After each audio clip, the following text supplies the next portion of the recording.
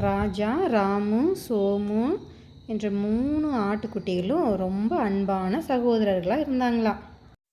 அவங்க ஒரு வைக்கோல் வீட்டில் வாழ்ந்து வந்தாங்க. ஒரு நாள் ஒரு தந்திரமான ஓநாய் அவங்க வீட்டுக்கு பக்கத்தில் குடி வந்துச்சான். அதை பார்த்த சகோதரர்கள் ரொம்ப பயந்து போயிட்டாங்களாம். பெரிய ஆட்டுக்குட்டி சொல்லிச்சான், அந்த ஓநாய் நம்மளை எப்போ வேணாலும் பிடிச்சி சாப்பிட்லாம், நம்ம ரொம்ப ஜாக்கிரதையாக இருக்கணும், இந்த வீடு நமக்கு பாதுகாப்பானதாக இல்லை அப்படின்னு சொல்லிச்சான். அதனால் அவங்க ஒரு பலமான வீடு கட்ட முடிவு பண்ணி அந்த வீட்டை சீக்கிரமாகவே கட்டி முடிச்சிட்டாங்களாம்.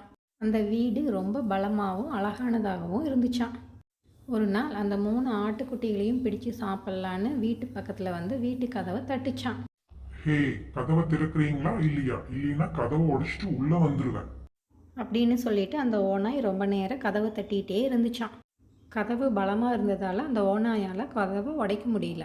அதனால் கோபம் அடைஞ்ச ஓநாய் ஒரு திட்டத்தை போட்டுச்சான். அந்த வீட்டுக்கு மேலே ஏறி மேலே இருக்கிற புகைப்போக்கி வழியாக உள்ளே போகலான்னு நினச்சிதான்.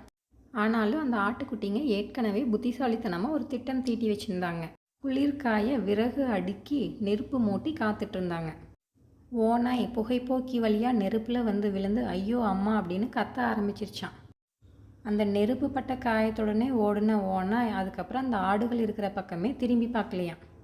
அந்த ஆடுகளோட புத்திசாலித்தனத்தால் அந்த ஓநாயை அடித்து விரட்டிட்டாங்க. அந்த 3 சகோதரர்களும் அதுக்கப்புறம் ரொம்ப சந்தோஷமாக இருந்தாங்களாம். Subscribe my channel, click bell icon and like button. Thank you for watching.